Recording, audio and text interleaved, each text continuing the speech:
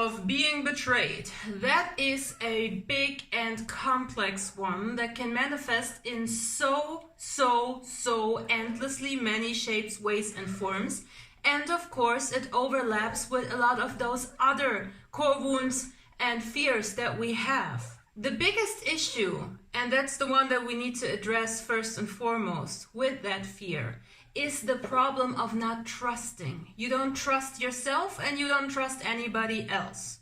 So in order to deal with this, you need to know that people are only able to assume negative things of other people if they themselves are capable of doing it. So while that core wound got inflicted upon you as a child by experiencing some form of severe betrayal, you need to know that when we carry a core wound, we ourselves start inflicting the same wounds onto other people. So when you come from a background of being betrayed, you are very much capable of betraying others in the same or even more severe way. I personally have been betrayed plenty of times, and I can honestly sit here and say that every single time I got betrayed, it was in a way, shape, and form that I myself either did, considered doing to somebody else prior or after, or was at the very least capable of doing, contemplated it. Having these severe trust issues is a big topic, and I cannot cover the entire enchilada in a quick video like this. So for now, I'm gonna place the focus on self-trust, so that you know you can rely on yourself, and that even if somebody on the outside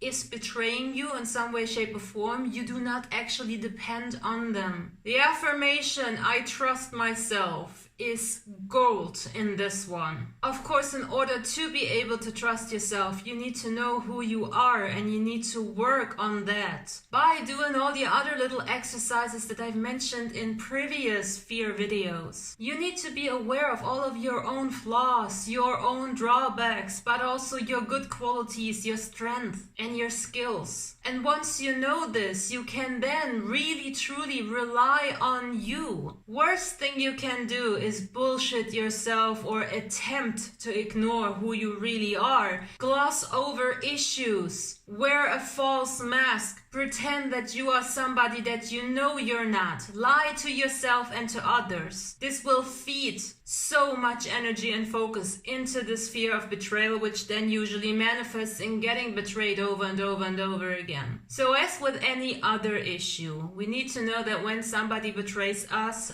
they are the weaklings. It is a bad reflection on them, not on you. When we are strong in who we are, we know our skills, we know our options, we know where we need help, and we also know what we are very much capable of accomplishing ourselves. We then get less dependent on other people, and it's easier for us to then be this guy and detach from other people, so that we can walk through life with an attitude of, I welcome support and help from others, but I don't need it. I do not depend my life on it. And this allows us then to actually use situations where we get harmed or where somebody attempts to harm us as opportunity for growth. Another big fat plus in trusting yourself is that once you are comfortable in who you authentically are, you actually are very much in tune with your healthy gut